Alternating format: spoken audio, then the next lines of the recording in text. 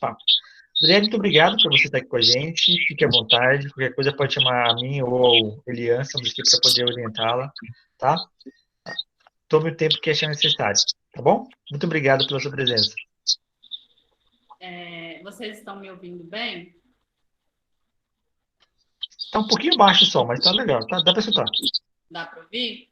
Eu posso tentar falar mais alto. Boa noite a todos.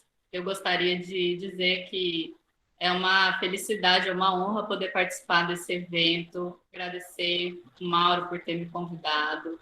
Eu achei assim um evento maravilhoso. Vocês estão tendo um privilégio de ouvir vários professores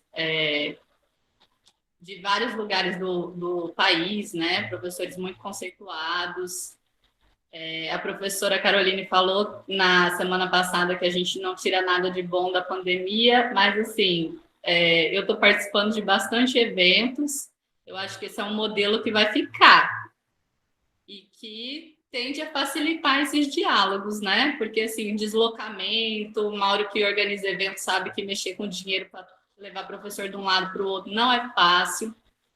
Então, isso tem propiciado um diálogo muito interessante.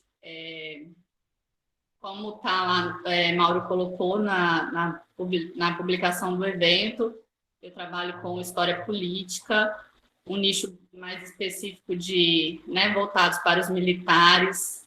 Eu não gosto muito de falar história militar, mas de certo modo se enquadra, porque a gente vai se questionar se realmente o tema que eu trabalho, né, dentro ali do discurso militar é história ou não é história. E aí a gente vai puxar o diálogo para quem assistiu semana passada, da professora Caroline, que ela vai falar de memória. Então, quando a gente fala de história política, é muito comum, ainda na historiografia, você estudar mais o racional, né? Você estudar as doutrinas políticas, sociológicas que surgiram no decorrer, né, da história do mundo, voltados para a história, importantes obras como Rousseau, Maquiavel, o próprio Marx, né, vários outros. E eu me voltei mais para pensar a política a partir do imaginário, do subjetivo, da história das ideias. Então, eu estudo o pensamento dos militares sobre a ditadura militar. Então, assim, de certo modo, quando a gente chega, a pessoa já fala, pesquisa direita, será que ela é de direita? Eu não quero colocar dessa forma, dividir as coisas, pelo menos a princípio, não pensar em direita e esquerda. Eu gosto sempre de definir, no meu trabalho eu faço isso, eu defino uma relação entre conservadorismo, né, que é uma característica bastante marcante na direita, e progressismo, que é uma característica bastante presente no que a gente define como esquerda. Mas tem outras características que são bastante, né, por exemplo, que são bastante mutáveis no decorrer do tempo, que elas não são fixas. Então, eu não vejo o progressismo como a esquerda, né, lá do início do século XX. É uma esquerda que já é diferente. Mas, enfim, a gente vai levar isso mais para frente. Então, a gente vai falar sobre a memória dos militares, né, sobre o período de ditadura, que, segundo Mauro, foi um dos assuntos do maior interesse. E assim, né, por quê? Eu não sei se é porque vem surgindo nos últimos anos, né, vários discursos a respeito que a gente não via tão presente antigamente na mídia. Quando eu comecei minha pesquisa, em 2012, foi esse discurso que eu me deparei. E naquele momento, em 2012, era um discurso bastante distante, assim, de mim, pelo menos, né? Talvez de algumas pessoas não, que é esse discurso, né, sobre a Revolução de 1964, um discurso que coloca, né, que não houve uma ditadura, mas que houve uma revolução, que houve apenas alguns excessos, que houve uma democracia durante todo esse tempo. E naquele momento, eu fiquei curiosa sobre esse discurso, porque o que eu tinha aprendido na escola era diferente. E aí eu fui pesquisar sobre isso e busquei pesquisar esse discurso numa revista que é publicada pelo Clube Militar, que é a revista do Clube Militar. Ela é uma revista que... O clube é de 1888, inclusive, já nesse período, né, eles têm uma participação política extremamente importante, né? É no Clube Militar que vai ser debatido o golpe da República, né, que instaurou uma república no Brasil, e aí isso é bastante controverso, porque a gente conhece como proclamação da República, mas se a gente for entender o que é golpe, a proclamação da República no Brasil também foi um golpe militar. Então, lá foi debatido, mas essa revista ela é de 1926, a primeira publicação dela. Mas eu vou estudar ela bem recentemente, eu vou estudar ela a partir de 1885, que é quando, né, a gente finda o processo de ditadura militar, vamos dizer assim, e a gente tem um primeiro presidente civil, que é a partir de 85.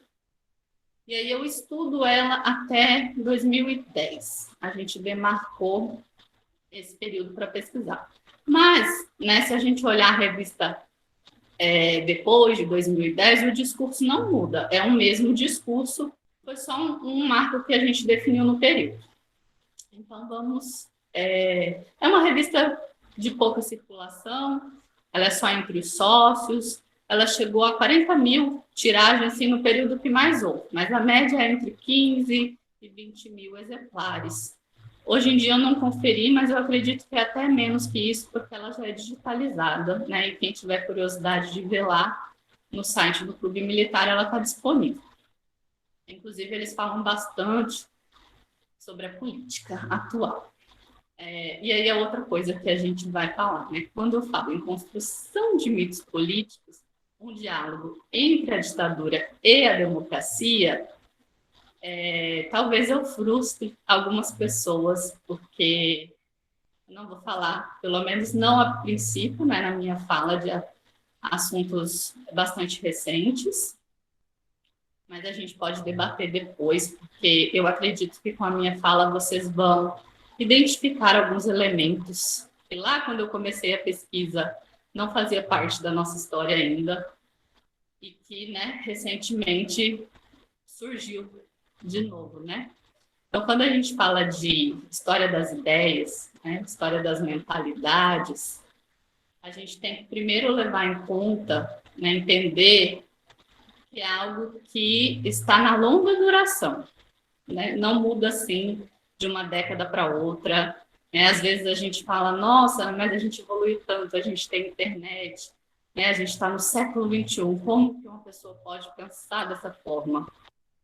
As mentalidades, elas demoram muito tempo para realmente a gente ver uma mudança, né? E aí são vários fatores que podem contribuir para essa mudança, ou para essa continuidade, vamos dizer assim, de determinado pensamento. Eu vou trabalhar bastante com o historiador Raul Girardet, que é quem vai definir esse conceito de mito político, né? Todo mundo sabe mais ou menos o que é um mito religioso, vamos dizer assim. Os mitos, eles são histórias, né? Eles são lendas, eles têm um caráter de explicar determinados fenômenos da sociedade. A gente sempre remete lá à história antiga, quando a gente pensa em mito, a gente não acredita que possa existir mitos contemporâneos, mas várias ideias, várias crenças que nós temos hoje, né, na contemporaneidade, mais para frente, quando a gente for estudar, a gente vai estudar provavelmente com essa perspectiva de que era uma crença mitológica, inclusive religiosa, né, que é um grande, como eu vou dizer, é um assunto delicado, mas a gente está falando de mito político. O que é o mito político, então? Para o Raul Girardet, ele vai falar que ele tem 3 dimensões que são muito importantes a gente se ater, porque as 3 dimensões fazem parte. Então, o mito político, assim, né, como os outros mitos que a gente conhece, é também fabulação, é deformação ou interpretação objetivamente recusável do real. Então, tem a sua parcela de fantasia, né, de deformação, de uma interpretação que é ali manipulada, vamos dizer assim, mas a sua característica de narrativa legendária, ela, de certo modo, ela também tende a explicar o presente, né? Da mesma forma que lá os mitos religiosos. Então, os mitos políticos, eles também, de certa forma, eles vão trazer essa função de explicação, né, da realidade. Como assim, da realidade? Da realidade daquele grupo, né, daquela família, daquela pessoa, porque a gente está inseridos em contextos sociais distintos. Né? Então, um determinado grupo tem uma identidade e ele vai trazer, né, esses mitos, de certa forma, para explicar a sua visão de mundo, né? Tem uma função explicativa. E a terceira dimensão seria a de mobilização.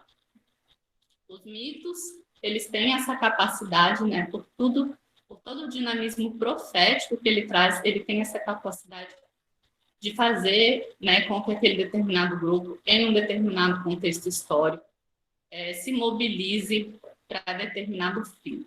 E aí o Girardet traz, por exemplo, o marxismo, né, as ideias do socialismo, se não tivesse todo esse dinamismo profético, né, de futuro, né, onde houvesse mais igualdade social, mais justiça, será que tantas pessoas em tantos lugares do mundo teriam se mobilizado para fazer revoluções? É esse caráter que ele traz. Então, o mito político que a gente vai estudar, ele se aflora, vamos dizer assim, em determinados momentos, onde há uma não identificação com o status quo da sociedade, né? Onde há uma crise social, econômica, política, muitas vezes uma crise de legitimidade de algum governo. É nesse momento que o mito político ele tende a surgir com maior intensidade na sociedade e ele ganha uma força maior de adesão das pessoas. Então, quando a gente vai falar da nossa sociedade, a gente tem que entender que a nossa sociedade ela tem um caráter conservador muito forte e que é marcante, né, já há séculos, não é algo que está sendo inventado agora. Então, esse caráter conservador, ele está presente. Muitas vezes ele está adormecido e aí, em determinados momentos, ele, junto com o mito político, de certa forma, ele vai dar um tom ali, ele se aflora também. Quando a gente vai falar lá da ditadura política, da ditadura do golpe de 1964, antes da ditadura ainda, o que estava acontecendo no Brasil que vai propiciar o surgimento desses mitos políticos? A gente estava num contexto, né, de bipolaridade mundial, para começar. A gente tinha, em vários lugares, né, o socialismo como forma de governo, e aí existia, assim, um projeto político, né, da União Soviética, da China, de ampliar isso para outros países. Então, a gente estava nesse contexto de bipolaridade entre o socialismo e o capitalismo. O Brasil, né, era governado naquele momento pelo presidente João Goulart, que era vice do Jânio Quadros, e aí, né, com a renúncia do primeiro, ele vai tomar posse. E o João Goulart, naquele momento, né, ele era visto por alguns setores da sociedade como uma pessoa que acenava para a esquerda, acenava para o socialismo, e aí tem alguns momentos, né, da história que vão ser trazidos pela mídia, pelos próprios militares, como um reforço disso. E aí é o episódio, por exemplo, de quando ele vem assumir o governo, ele estava na China, e ele vem da China para assumir isso, se torna muito emblemático. Isso são acontecimentos, né, são elementos que foram utilizados naquele momento, né? Hoje em dia, a historiografia, ela já tende a olhar outros eventos, né? A historiografia andou bastante, desde 1964 para cá, para analisar esse processo, mas naquele momento, qual que era o contexto histórico em que era, vamos dizer assim, né, que estava na mídia, que estava na boca das pessoas. Então, eram essas as preocupações. João Goulart assume e ele busca fazer as reformas de base, né? São várias reformas que eram compreendidas naquele momento, porque haveria, por exemplo, reforma agrária, reforma tributária, eram reformas que eram compreendidas como reformas, né, de esquerda, por, de certa forma, né, trazer um retorno social para algumas camadas, e ele vai se propor, né, essas reformas, mas essas reformas elas acabam tramitando ali no Congresso durante muito tempo, e não há uma definição sobre isso, né? Fica uma disputa entre os favoráveis e os não favoráveis, e aí, em determinado momento próximo do golpe, alguns eventos indicaram, né, para aqueles sujeitos históricos envolvidos, de que o presidente João Goulart estava, de certa forma, se radicalizando e que ele iria implementar essas reformas na marra, vamos dizer assim, né? Então, esse discurso foi utilizado, o discurso de que haviam grupos de esquerdas vinculados, né, ao socialismo estrangeiro, de Cuba, da China, da União Soviética, que tinha planos para fazer uma revolução no Brasil, tomar o poder, instaurar uma ditadura comunista. Toda essa discussão havia naquele momento, e havia também uma crise econômica, onde o João Goulart teve uma dificuldade de administrar, de encontrar apoio externo, enfim. Então, tudo isso, né, se tornou ali um momento propício para o surgimento, né, desses mitos. Na verdade, não é que eles não existiam, eles já existiam. Quais mitos que eu estou falando, né? Falei em mitos várias vezes, mas ainda não expliquei que mitos são esses. O Girardet, ele fala que os mitos, eles existem em uma certa combinação limitada. Apesar deles serem fluidos, deles serem polimorfos, né? Eles tendem a ter uma combinação meio limitada. Ele vai trazer para nós 4, né, constelações de mitos políticos, que é o complô ou a conspiração. E aí ele traz como exemplo, né, a conspiração judaica, mas a gente pode pensar também na conspiração maçônica, sempre existe, né, aquela dúvida sobre o que realmente eles fazem, qual que é o propósito deles, eles têm muito dinheiro, eles fazem reuniões que a gente não sabe o que acontece, então provavelmente eles têm algum plano para dominar o mundo, vamos dizer assim. Essa seria o mito da conspiração. Quando a gente traz para 1964, que conspiração é essa? A conspiração comunista, né? E o mito do complô comunista, de instaurar uma revolução comunista, ele não é de 1964. Desde o período de Vargas, né? Desde lá da intentona comunista, isso vem sendo inculcado na cabeça das pessoas. De que os comunistas comem criancinha, de que eles vão chegar na sua casa, te tirar de lá e pegar a sua casa e dividir entre 10 famílias, ou a sua fazenda, se você tem uma fazenda. E aí, se a gente pegar imagens, se a gente pegar charges do período, né, a gente vai ver sempre o comunista, o Stalin, né, quem quer que seja, sempre como um demônio com chifres, né, vermelho ali, cozinhando alguma coisa. Essas imagens macabras, maléficas, de terror, elas são manipuladas para criar esse clima do inimigo. E está tendo uma conspiração, e esse inimigo, ele sempre tem valores que são opostos, né, aos nossos valores, eles são os outros. E aí, no caso do comunismo, né, ele é internacional, ele é estrangeiro, ele não tem os valores, principalmente cristãos do Brasil, porque é outra coisa que é utilizada muito, né, em relação ao comunismo, falar que o comunista é ateu.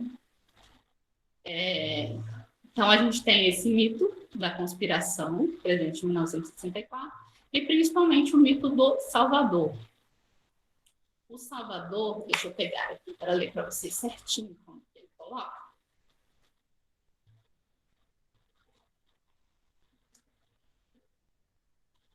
O Salvador, ele é o homem providencial. Aparece sempre como um lutador, um combatente.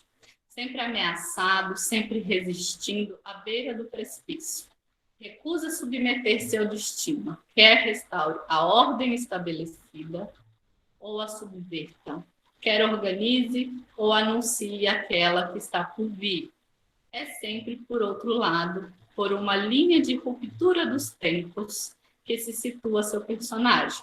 É sempre uma manifestação do presente imediato, presente de decadência, de confusão, de trevas, que ele se afirma e se define. Com ele, graças a ele e depois dele, né, não será como antes. Então, a gente vai ver no discurso dos militares bastante presente essa ideia do Salvador, né, de que somente eles poderiam ter evitado.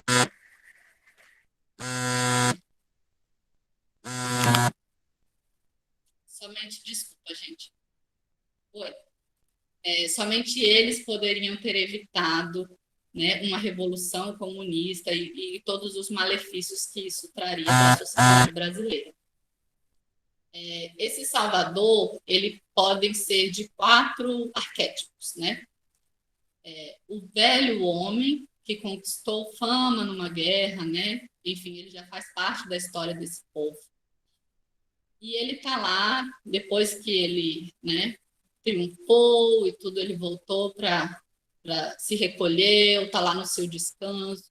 E aí, nesse momento de crise, ele abre mão dele próprio, né, da família dele, porque é uma espécie de missão dele estar ali naquele momento, fazer com que as coisas se normalizem, volte ao que era antes. Tem sempre essa ideia de que o que existia antes era melhor. Tem também aquele Salvador que ele não traz esse refúgio, esse abrigo, essa ideia, né, de conforto. É justamente o contrário, ele é impetuoso, ele está ali em busca de glória, ele oferece mexer com as estruturas, ele oferece uma aventura. Esse é um outro arquétipo que tem. Tem o do homem providencial, né, que eu entendo que em 1964 esse é o que se combina mais, que é aquele, né, os pais fundadores da nação, únicos capazes de sustentar as instituições, né, porque eles são fiéis guardadores dos valores da nação. E tem o profeta, que é aquele, né, que anuncia um novo tempo, que consegue ler na história os sinais que os outros não conseguem. E o profeta ele vai se apresentar sempre como se ele tivesse sido conduzido por um impulso sagrado a conduzir o povo para novos caminhos no futuro. Então, esses são 4 modelos do Salvador, né, do mito do Salvador que o Girardet coloca. E esse mito, como a gente disse, ele surge num momento de crise social, política e econômica. E aí a gente percebe a presença dele em 3 tempos, vamos dizer assim, né? Primeiro, quando a gente está lá na crise, e essa crise ela pode ser real, né? Ou ela pode ser, de certa forma, criada. Em 1964, a gente tem todo esse contexto que eu falei, né? Mas a gente tem também bastante participação da mídia, né? A fortalecer todos esses elementos, vamos dizer assim, para a sociedade.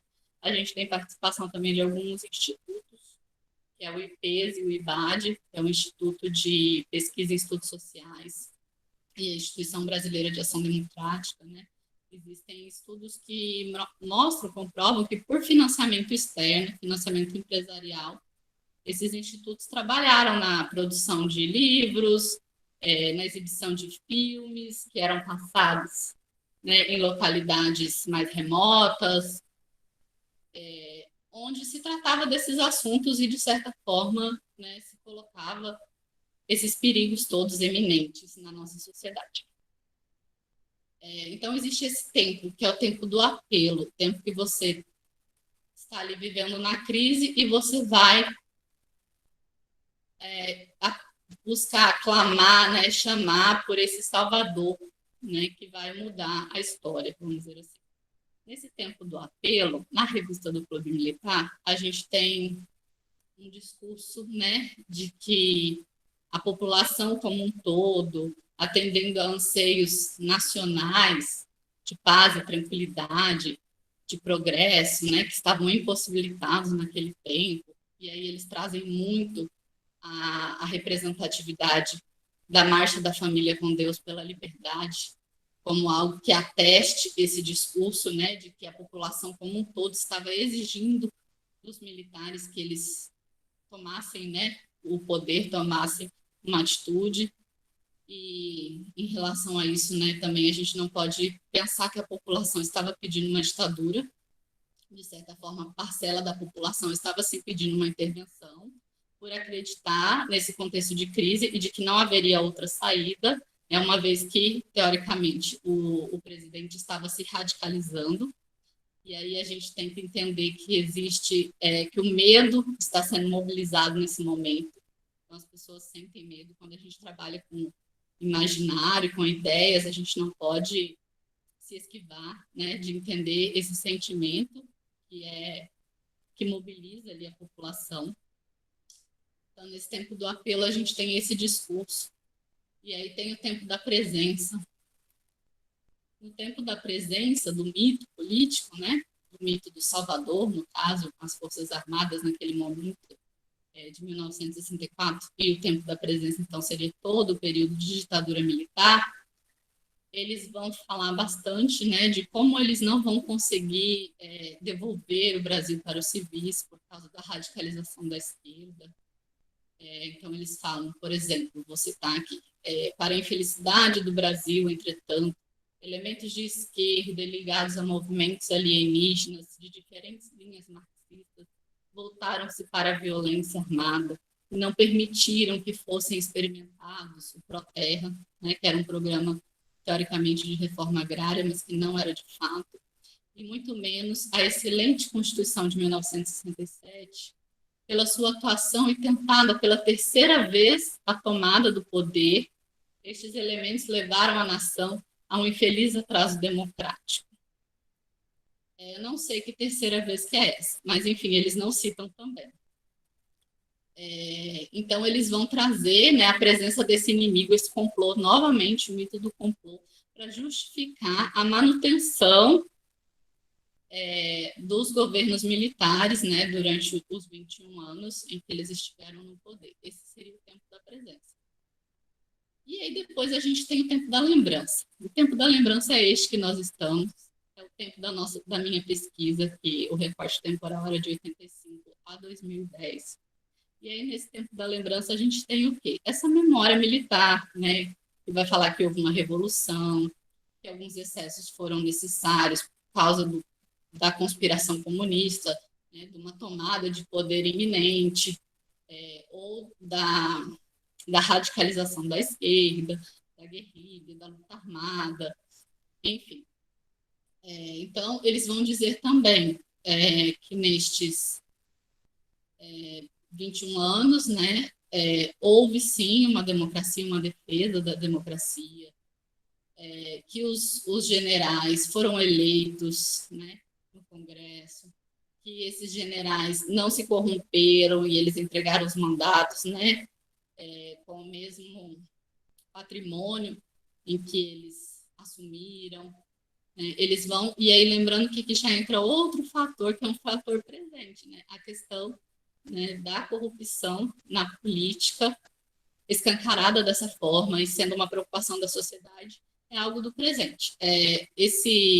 Essa citação que eu estou trazendo aqui, por exemplo, ela é de 2001.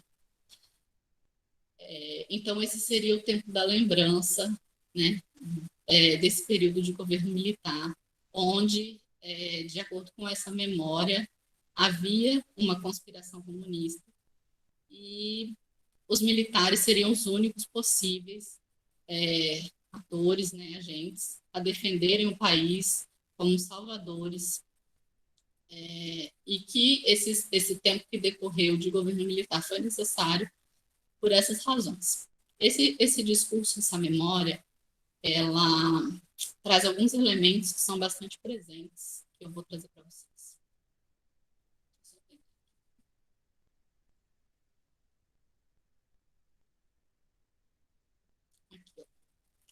O que está presente, então, nesse discurso militar sobre o período de ditadura?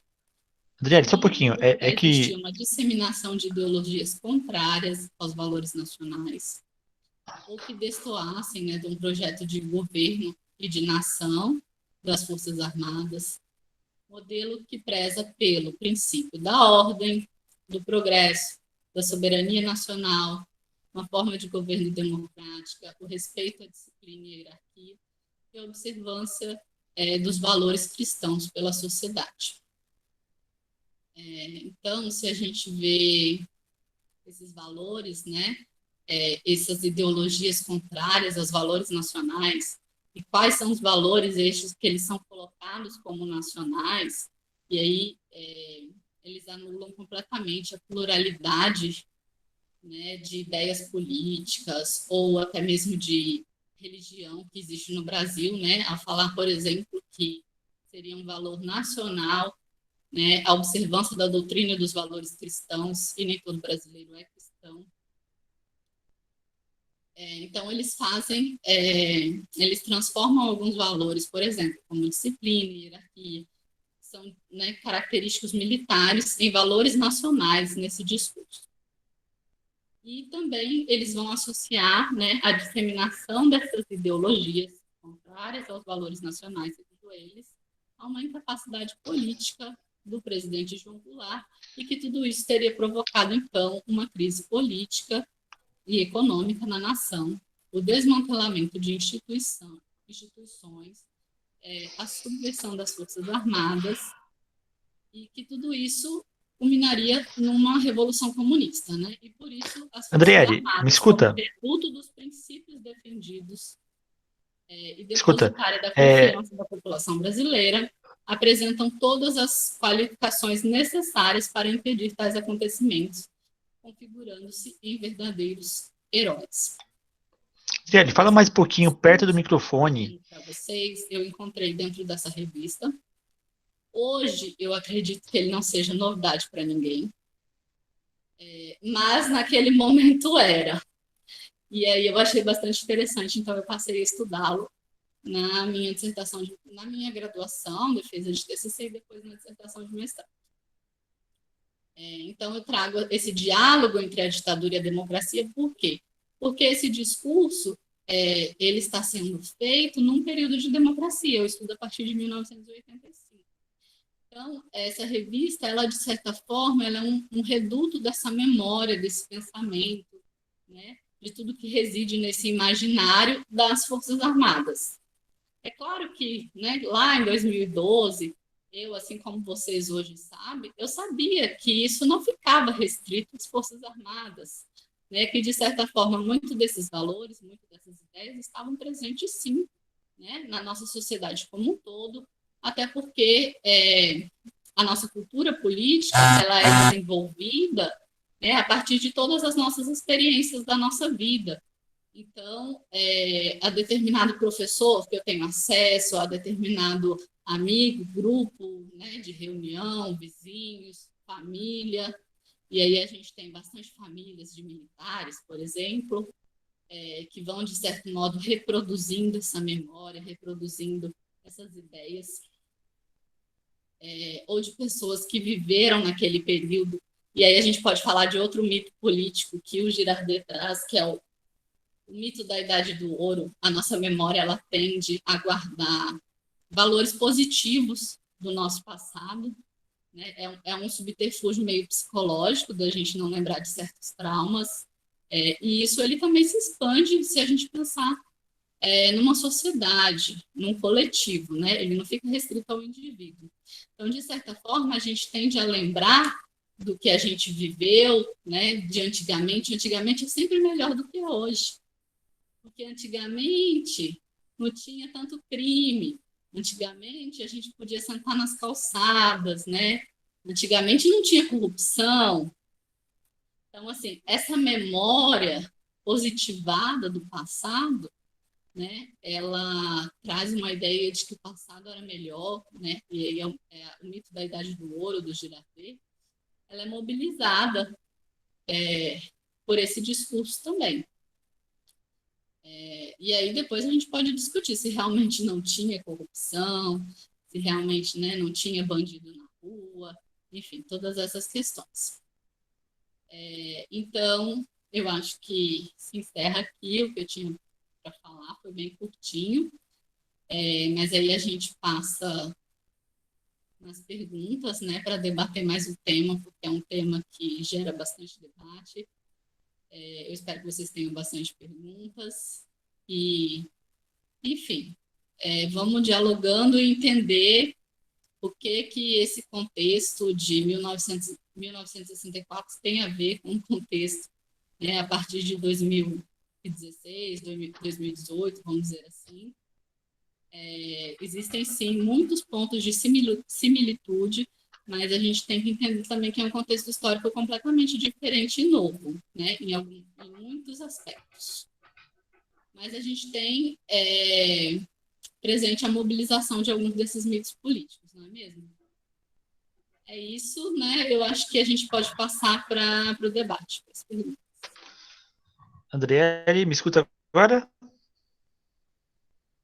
Andriele, me escuta? Oi, estou falando. Não, tá me escutando? Você me escuta? Eu estou falando com você. Gente,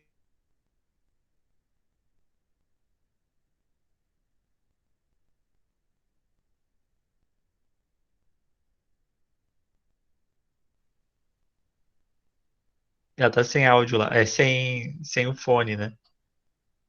Me escuta agora? Já mandei o zap já. Mauro, eu vi agora a sua Oi. mensagem, não deu para ouvir? Não deu, mas tá me escutando agora? Tá me escutando? Me escuta? Eu não estou te Não tô ouvindo escutando. agora, o seu áudio está oscilando. Olha no celular.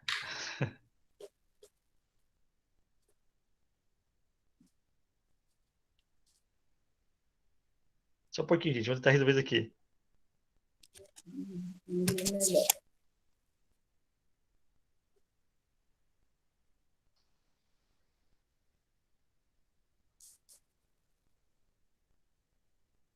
Tá me escutando agora, Andriele? Tá? A gente já resolve esse problema, gente. Sempre assim, gente. Todo mundo me escuta bem ou é só a Andriele? Vamos lá, gente. Pode estar tranquilo, professor. Não, Mauro, aqui Eu tô tá escutando. tranquilo. Ah, tá. Aqui é normal. Tô escutando também. Tá, então é ela. É o volume dela.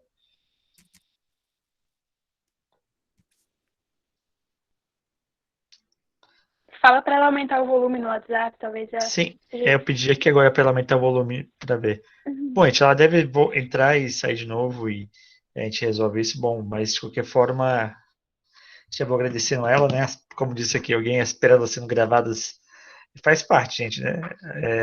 Mundo tecnológico, internet razoável, isso aí faz parte, né? Até que a gente está na nossa nona live, até tivemos poucos problemas técnicos, né? Acho que até que a gente estamos se saindo bem, apesar dos apesares. Bom, gente, deixa ela voltar, né, para a gente poder começar a preparar as perguntas. Enquanto isso, ali o Oliano fazendo lanchinho. Eu peguei no flagra, hein, Elian? E só para. Ah, a Andrele voltou. Me escuta agora, Andrele? Me escuta?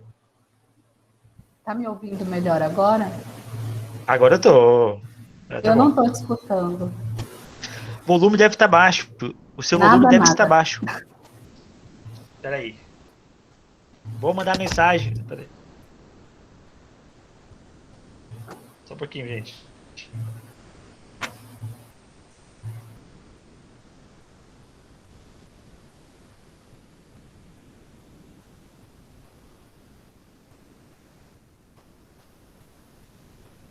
Não me escuta nada, Adriele? Ainda? Ah, agora sim. Aê! Tava Não, aquela desligado hora o que você estava som. falando, tava bom, só que como às vezes você ficava longe do microfone, oscilava um pouco. E eu tentei falar com você e você não me escutou. Eu fui ignorado por você. Eu tava focada, desculpa. Não, eu acho que provavelmente estava abaixo o seu, Ah, o seu volume. Provavelmente foi isso. Mas fica tranquilo, deu tava. tudo certo. Bom, Tá, mas então, deu para antes. entender. Não, deu tranquilo, fica tranquilo.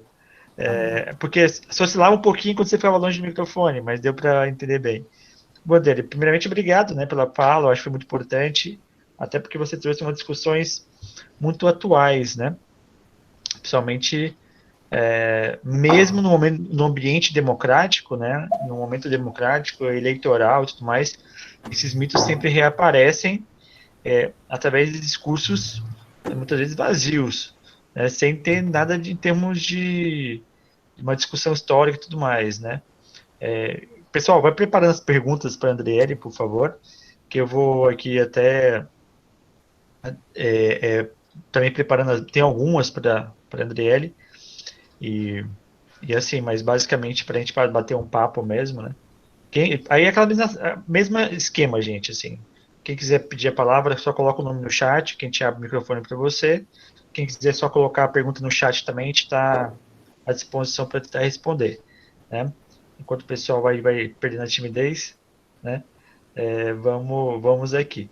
Bom, André, primeiramente a questão que a gente tem que pensar, assim, que um pouco que a Caroline falou da última vez, e aí a gente tem que tentar trazer para cá para dentro da perspectiva mitológica, né? Como eu disse também semana passada, eu trabalho com uma perspectiva mitológica ainda maior nesse sentido, porque é mais longa, né? Que ela vem do Império ainda, né? Em termos de temporalidade, e porque nesse sentido, por exemplo, nós temos um Dom Pedro II romantizado, a perspectiva romântica do século XIX mesmo, né? E dentro de uma que o Ricardo Salles chama de nostalgia imperial, né? Aonde as pessoas isso tem muito a ver com a indústria cultural brasileira, né? Novelas sempre representam um momento muito quase maravilhoso, aquelas mulheres com a roupa, né? Isso foi construindo todo por mais que as novelas também retratassem a escravidão, mas a gente meio que separou muito o império do imperador do Brasil, né? Que é interessante. E essa imagem nós temos e como se bom, nós temos um movimento monárquico no Brasil, para ter noção como é que a coisa funciona, né? Só que lá, dentro do Girardet mesmo, né, a gente tem uma figura como Salvador, né, um homem, é uma coisa mais visível, mais clara, né? Aí a pergunta vai nesse sentido assim, os militares, se a gente for perguntar para a galera aqui, boa parte deles nem sabe o nome de um dos ditadores da época militar, né? Mas muitos aqui escutaram ou por viram os pais, ou muitos podem acreditar ainda que na militares foi uma época de ouro, né, uma idade de ouro. Então, queria, né, como militares é o período que é romantizado, que é mitificado em certo sentido, e não os agentes, né? Esses agentes passaram meio que incólume, né? Meio que passaram assim. Ninguém aqui, por exemplo, chama ninguém aqui chama Geisel de torturador, de Médici de torturador, como aconteceu, por exemplo, nas ditaduras latino-americanas, né? Lá você encontra, né, em Buenos Aires, pichado pelos muros de Buenos Aires, Videla bandido, Videla torturador, que foi um ditador argentino. No Brasil esses caras têm nome de rua, nome de cidade. Aqui em Rondônia, você não conhece, mas tem uma cidade chamada Presidente Médici, né? Então, assim, queria que você me comentasse um pouquinho isso, né? Como que essas pessoas evaporaram, né? Apagado. E ficou realmente uma memória dos militares e do período militar, né? Da ditadura militar. Então, primeiro a gente tem que pensar que a gente teve 5 generais, cada um... Está me ouvindo bem? Escuto perfeitamente. Cada um, né, cada governo, vamos dizer assim, apesar de ser um governo militar, tiveram as suas características e os acontecimentos que foram marcantes. E aí, quando a gente vai falar, né, de tortura, quando a gente vai falar de estado de exceção, vamos dizer assim, a gente sempre pensa mais no Médici, como aquele que foi mais mão de ferro, mas realmente a gente não tem a figura do presidente, né, do general, como um torturador. E se a gente trazer para o nosso tempo presente, esse esvaziamento, vamos dizer assim, essa despersonificação do Estado, acontece hoje no Brasil, não só no governo do Bolsonaro, mas em outros governos, quando a gente tem acontecimentos, né, quando a gente tem violência do Estado praticado contra a população. E aí a gente pode pensar, por exemplo, né, em moradores de favelas, em outras situações, violência policial, que a gente vê muito, principalmente, né, contra pessoas negras, mais pobres. Hoje, a gente tem violência do Estado, né, na nossa sociedade, mesmo ela democrática, e ainda assim existe essa despersonificação. Não é visto, o responsável não é o presidente, o responsável não é o governador ou o prefeito de determinada cidade, mas aquele indivíduo que infligiu o ato. Esse discurso foi utilizado pelos militares no período de ditadura aqui no Brasil. Então, os governantes, né, eles tinham esse discurso de que se houveram excessos, né, foram de militares de baixa patente, que não foram, né, sob ordens de militares de alta patente, e, sobretudo, que isso não chegava nos altos comandos. Então, acho que é por isso, Mauro, que não tem essa imagem. E outra questão que pode ser levantada também é que a gente não teve, né, por causa da lei de anistia, de 1979, a gente não teve um julgamento dos presidentes militares. Então, a gente não relaciona a imagem deles, né, como pessoas que cometeram, ou mesmo não diretamente, mas permitiram que fosse cometido durante os seus governos, crimes de lesa humanidade.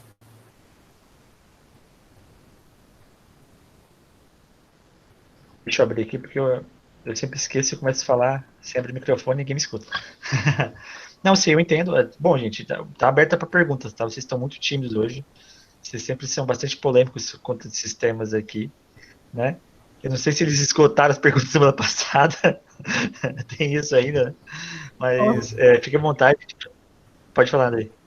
Às vezes, se não ficou muito claro alguma passagem, também pode pedir para eu retomar, por causa do áudio que estava ruim, ou porque, não sei, se eu falei difícil, alguma coisa, eu posso tentar simplificar ou falar novamente. Não, tranquilo. O André fez uma... O André é nosso colega também, né? Vocês assistiram a aula do Cândido, eu fui orientando que não tive aula com o Cândido, mas tudo bem.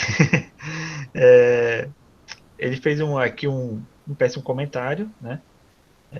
Muito O bom André, que dele. é um militar, né?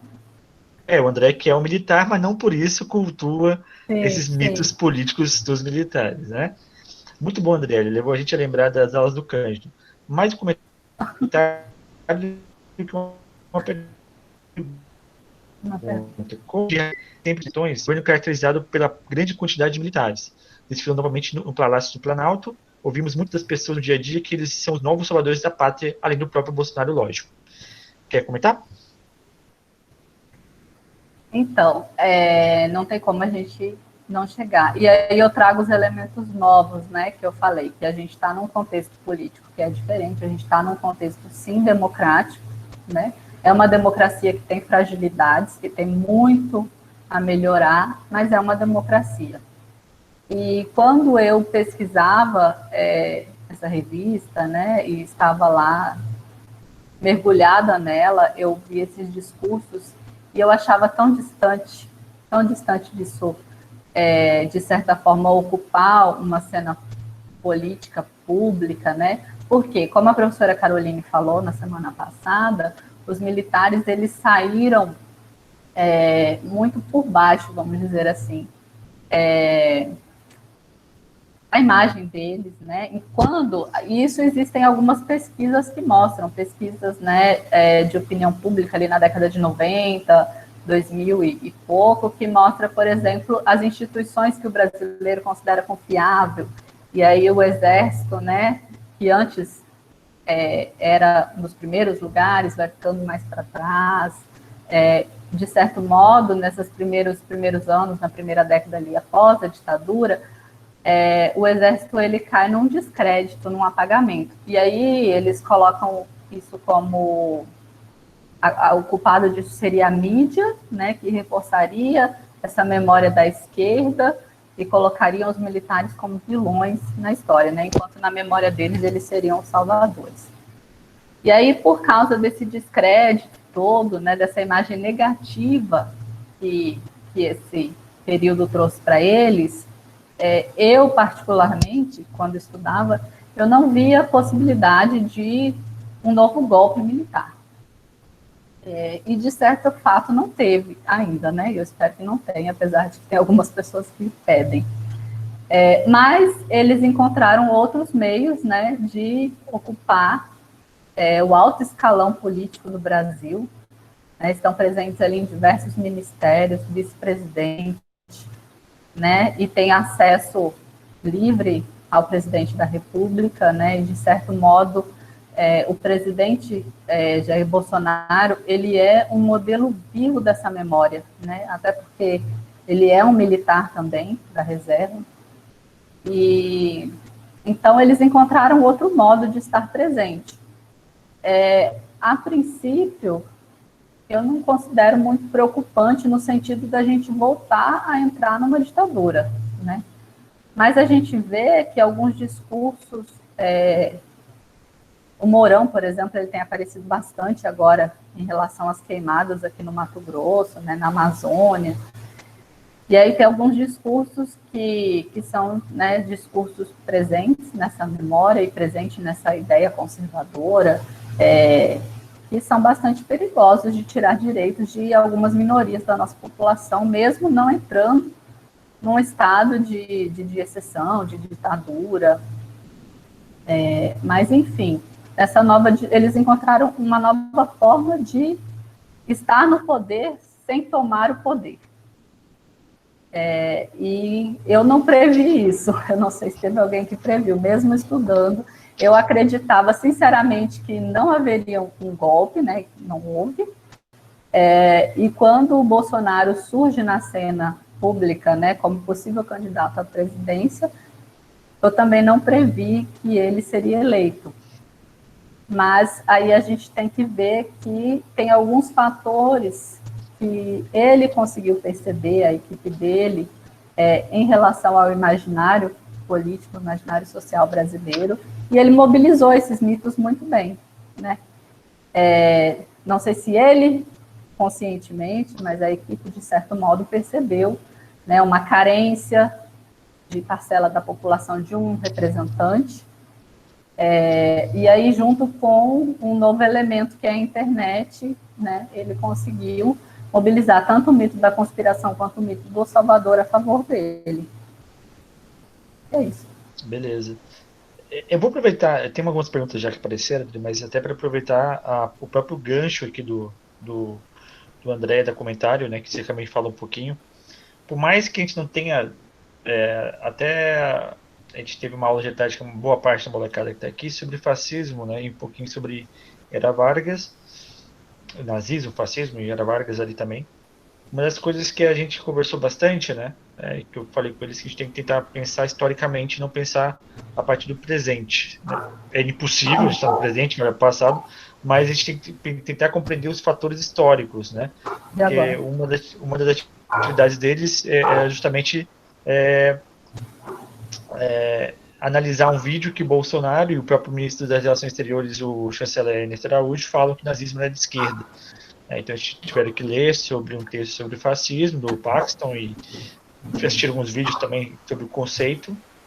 E eu falo, gente, olha, a primeira coisa que tem que pensar é isso, né? Você não pode olhar, né? Como você disse, alguns mitos fazem parte da própria desconstrução discursiva dessa galera de hoje, que está no poder, né?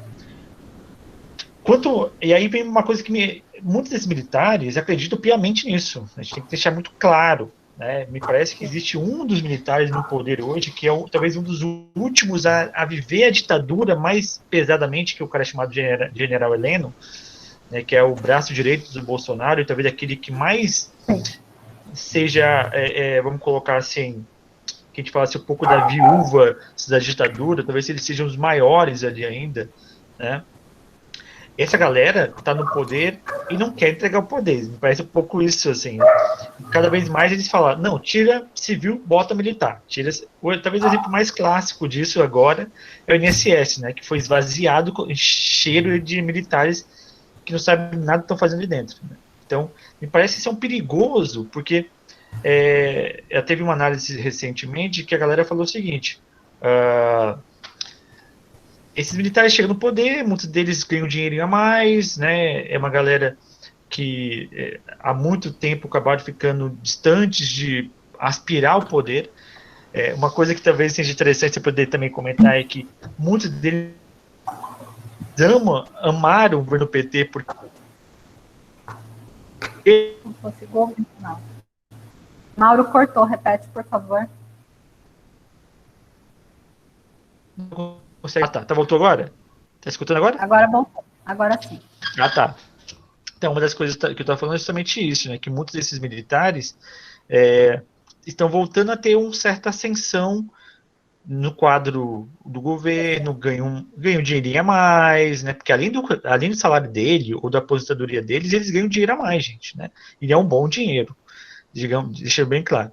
E vamos lembrar que durante uma boa época do PT, esses militares não achavam tão ruins o governo PT porque eles ganharam muito dinheiro com diárias em missões, entre aspas, de paz. É quando há a ruína política e econômica do PT que essa galera começa a se revoltar de fato. Né? E aí eu vou até falar, eu tive em 2006, não, 2008 já, um colega que você conhece, né, Humberto, que foi que a gente abriu as portas para poder pesquisar, esse sim, né, uma viúva ditadura de fato, né, ele que sempre foi pró-governo e tudo mais, e militar e tudo. Mas ele levou uma galera de militares para a UFMT, para um ciclo de seminários, inclusive aquele primeiro que estava no governo saiu, Santa Cruz, Souza Cruz, não sei o nome dele, teve lá para a gente na UFMT nesse seminário, e eles falavam com muito orgulho das missões de paz deles, né? E aí eu vou até falar um pouquinho da própria Lilia, né, Schwartz, que na última Roda Viva falou, né, que todos esses militares que estão no poder hoje foram treinados e criados nas missões de paz, por exemplo, no Haiti, matando pobres, negros, e que no Brasil se fala, nossa, que missão de paz, no Haiti são muito mal vistos os brasileiros por essas missões. E ali criou-se uma certa nostalgia, e me parece um mito também de retornar ao passado, como salvadores da pátria, né? E eu queria que você também comentasse um pouquinho sobre isso. Será que essa galera, nessas posições de poder, não gera um risco? Porque não é só posição de poder, eles estão podendo manipular aquilo que eles chamam de verdade, estão ganhando dinheiro, né? Tem uma questão econômica também nesse meio, e é um governo de crises, né? Então, dependendo como eles saem desse governo, eles vão voltar para os ostracismos e vão voltar a serem mal vistos pela população, como foram por ditadura militar. Então, eu vejo um certo problema no meio do caminho. Aí você pensa, mas eu vou passar para outras perguntas, já tem várias aqui, tá? Aí você pensa nessa aí. Vou passar para a professora Mônica. Professora Mônica, muito obrigado pela presença, professora do campus de Paraná, tá? Ela pergunta, uma pergunta muito pertinente, inclusive, como você vê a criação das escolas cívico-militares no contexto atual? Será um mecanismo para legitimar a ditadura militar como uma revolução, como muitos negacionistas tentam expor? Essa é uma ótima pergunta, inclusive. E o Vinícius, né, aluno nosso aqui, pergunta, pode-se dizer que a maneira como é estudado a ditadura influenciou a continuidade desses mitos que ainda são presentes na contemporaneidade? Bom, já falei demais, é com você agora. Então, né, primeiro debatendo essas questões que você colocou, Mauro, eu acho que, além de tudo, existe um retorno do prestígio, né? Daquela imagem que ficou manchada com a ditadura e que agora ela está ressurgindo, né? Como homens capacitados, idôneos, porque a gente não vê corrupção entre os militares no Jornal Nacional, né? Então, assim, esse prestígio foi recuperado e com certeza é um lugar que eles gostam de estar, né? Sendo prestigiados. Quando a gente vai estudar, por exemplo, a doutrina de segurança nacional, que é, de certo modo, né, o pensamento intelectual, vamos dizer assim, que vai dar a base para a ditadura, para o golpe, para a ditadura, né, e para o pensamento militar, a gente sempre vê um discurso de que existe uma superioridade dos militares em relação aos civis nas suas capacidades, né, de administração da máquina pública, enfim, todas essas questões. Os civis são sempre colocados como menos aptos, né? Então, de certo modo, essa imagem ela está sendo restaurada pelo governo Bolsonaro ao colocar tantos militares, né, na cúpula do governo, vamos dizer assim. E a gente não sabe exatamente quais são os acordos que existem ali. Eu acho que isso é o mais perigoso. A gente não sabe por que ele sempre está colocando mais militares, né, em cargos, né, extremamente importantes do governo brasileiro. Eu acho que isso realmente é um governo bastante delicado, bastante inseguro, porque o Bolsonaro ele traz essa característica do salvador de impetuoso, né? Ele vai, fala o que dá na telha dele, faz o que dá na telha dele, aí depois ele tem algum lapso de sensatez ou é repreendido, né? E aí ele volta atrás, mas num momento desse a gente sempre fica, né, se questionando se algo que ele possa fazer que vá atingir, né, o ego ou alguma coisa dos militares, que isso possa causar um golpe ali dos militares sobre o Bolsonaro ou alguma coisa assim. E aí tem também a questão que você estava falando dos salários, né, do ganho financeiro, vamos dizer assim. Na revista do Clube Militar, eu não percebo tanto assim essas graças do governo PT, vamos dizer assim, porque eu estou falando de militares da reserva, né, que não estão mais atuando nem nessas missões, mas existe, claro, alguns escritores, né, que vão trazer toda essa glória dessas missões, porque eu sempre falo assim, os nossos militares, o nosso exército, ele é tão sucateado, né, a gente não participou de muitas guerras, eles não têm tantas glórias assim, para se vangloriar. Então, eles estão sempre repetindo as mesmas, para eles, que são bem poucas, né, e aí a gente tem, por exemplo, a Guerra do Paraguai, a gente tem a missão na Primeira Guerra Mundial, a gente tem 1964, a Proclamação da República, né? Alguns episódios ali que eles estiveram presentes, e isso é bastante repetido dentro da revista, né? Que são os momentos de glória, diferente do que eu imagino que seja, por exemplo, um exército dos Estados Unidos, que são bastante atuantes, né? Recebem bastante recursos. Então, assim, a história militar deles deve ser mais longa e com mais episódios, né, do que os nossos. Então, nesse período de governo PT que eu observei na revista, e até antes do PT, FHC, enfim, os outros governos, existe muita reclamação do corte de verbas para o Exército. Porque na ditadura militar, com certeza, eles recebiam muitos recursos. Então, no período de democracia, esses recursos eles são esvaziados. E existe também muita reclamação a respeito dos salários, né, e de não se fazer reformas e coisas assim. E esse é um benefício também que eles estão tendo bastante com esse governo, né, que não entrar em várias reformas, como a reforma da Previdência, a reforma administrativa, que a gente provavelmente vai entrar agora.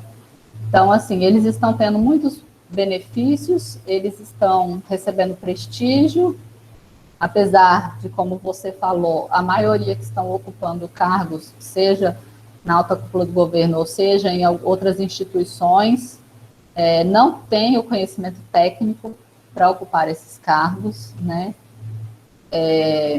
Mas, para a sociedade, eu vou falar assim, um caso pessoal que eu tenho na minha família, que é o marido da minha mãe.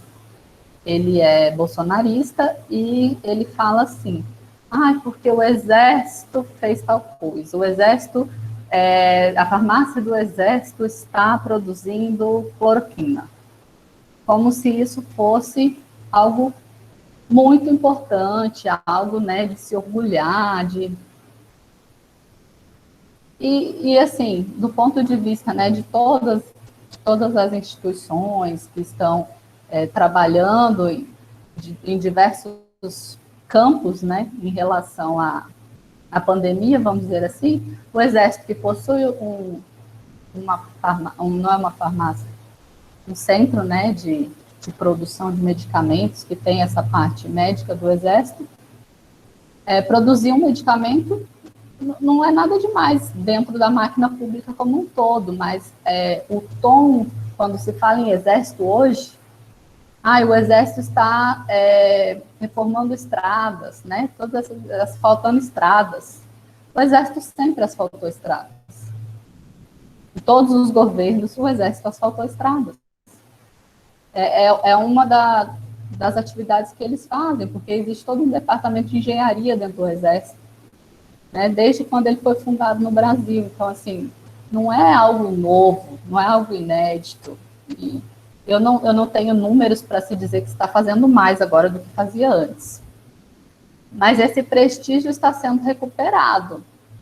Então, assim, eu não posso fazer previsão, é claro, de dizer que, de algum modo, eles vão abrir mão desse prestígio para tomar novamente o poder, e aí, realmente, esse prestígio, né, poderia ser perdido, se existe um novo golpe. Mas a gente não tem como prever a conjuntura, né, do que pode vir. Como eu falei, eu não previ quando eu estava estudando, né, que isso aconteceria. Então, a gente não sabe o que vai acontecer, mas realmente uma situação de preocupação. Assim, a gente vai observando ali os acontecimentos, que teve alguns momentos que a gente pensou, vixe, agora, será que os militares vão fazer alguma coisa, ou será que não? Mas eu acho que, por enquanto, eles estão num lugar muito confortável. Muito confortável. Então, assim, pelo que eu vejo das revistas hoje, volta e meia eu dou uma olhadinha e tal, da revista existe sempre manifestação em apoio ao presidente, democraticamente eleito. Em relação às escolas militares,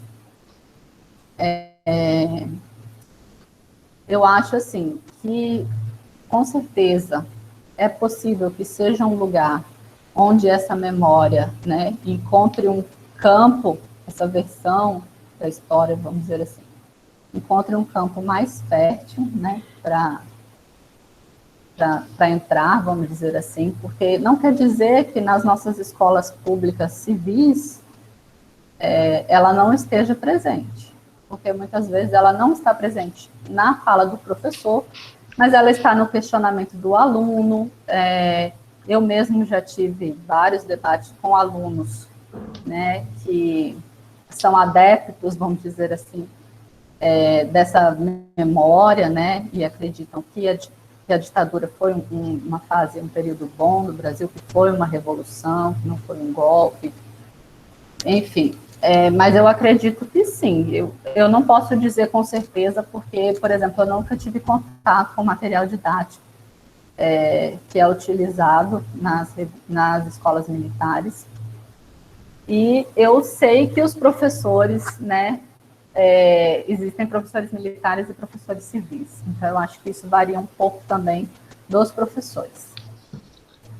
E, enfim, a gente passou por um período de muita preocupação, né, quando estava debatendo a questão da lei da mordaça, da escola sem partido, vamos dizer assim, de certa forma, a gente ser cobrado a não debater determinados conceitos, né, ou determinados acontecimentos históricos. Mas, por enquanto, a gente ainda tem liberdade, graças a Deus. Então, eu sei que nas universidades, né, existe uma formação de compreender esse período enquanto uma ditadura, e o que houve em 1964 foi um golpe. Então, assim, a gente pensando na formação dos professores que estão atuando, né, enquanto civis, a gente tende a acreditar que o que está sendo ensinado é isso. Mas a gente tem que pensar também que os professores de história, como o Mauro disse, né, ele teve o colega Humberto, que eu não cheguei a conhecer, que era um militar, que defendeu um TCC dentro de uma universidade pública, falando que o que houve em 1964 foi uma revolução. E assim, a gente tem, né, profissionais na história também, que muitas vezes estão vinculados a essa memória, ou muitas vezes estão vinculados a alguma religião, que também compactua com essa memória, com uma visão de mundo onde essa memória está inscrita. Eu sei, assim, da escola a gente tem muito, não vou falar problema, né? Mas acontece muito principalmente nos anos iniciais, né? Professoras formadas em pedagogia, que muitas vezes são vinculadas a alguma religião, e aí determinados conceitos, determinados acontecimentos históricos não são tratados com os alunos, ou são tratados, né, de forma diferente, vamos dizer assim. Então, a gente não tem como afirmar se as escolas militares em si trariam, provavelmente sim, mas existe essa questão dos professores civis, dos professores militares, e mesmo com os professores civis, a gente não tem como afirmar se não é essa memória que eles vão reproduzir. Mas eu acredito que é um espaço onde o campo está aberto para a disseminação dessa memória, e não somente nas aulas de história, né? Porque a gente tem outros momentos da educação, por exemplo, a comemoração ao 31 de março, os militares, eles tendem a fazer algum momento, né, em homenagem ao que eles chamam de Revolução de 1964. Então, tem outros momentos em que essa memória que se pretende história pode vir à tona. E aí eu acredito que nas escolas militares isso encontraria maior respaldo. Tem outra pergunta? A do Marcos Vinícius, né, se a forma como é estudada sobre a ditadura influenciou a continuidade desses mitos que ainda são presentes na contemporaneidade. Olha, eu acho, inclusive, onde o Mauro falou, né, que eu estudo bastante o trabalho da professora Carolina, é onde entra uma ideia de pesquisa que eu tenho. Eu não posso afirmar, porque, assim, existem vários estudos falando como se é tratado esse período da história nas escolas do Brasil. E aí a gente, a ver pelos livros didáticos e tudo mais, a gente tende a pensar que não. E na escola, eu acredito que vocês também estudaram dessa forma, né, que 1964 foi um golpe civil-militar, que a gente teve um período de ditadura, né, que a gente teve perseguição política, violência, crimes de exceção, crimes de lesa humanidade, né, contra os direitos humanos. Tudo isso é estudado nas escolas, na escola que eu frequentei, nas escolas que eu dei aula, mas, de uma forma geral, pelas instituições políticas, a gente não tem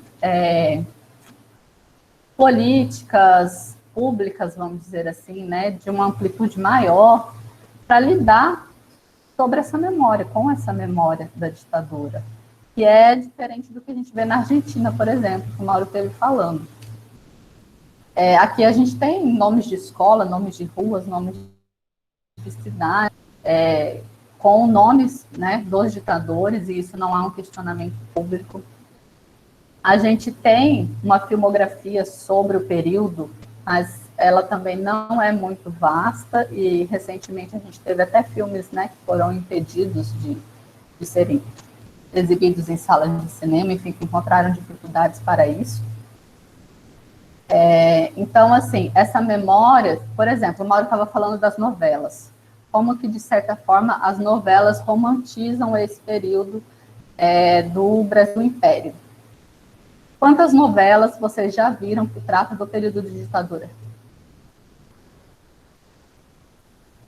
Acho que tem 2 ou 3 minisséries, não tem novela.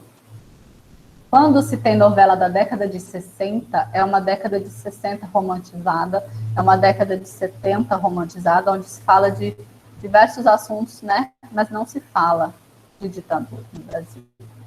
Então, isso é uma forma de não lidar com a memória, né? Essa política de conciliação do brasileiro faz com que a gente não fale sobre, né, coisas que possam causar atrito, aquele ditado, né? Não se conversa, não se fala sobre política e religião, ou futebol, não sei. Então, o que é isso? É o caráter conciliador do brasileiro. Então, não vamos falar sobre isso porque vai causar algum desconforto.